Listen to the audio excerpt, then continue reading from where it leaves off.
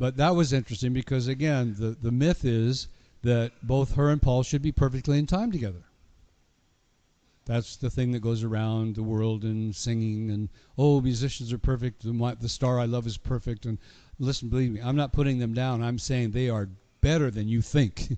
They are greater than you ever have any clue of. And by slowing them down, we can actually hear this for ourselves.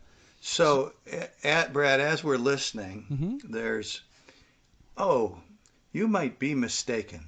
Yeah. All right. Or, I might be mistaken. Mm-hmm. I'm thinking about it. Right. And many times confused.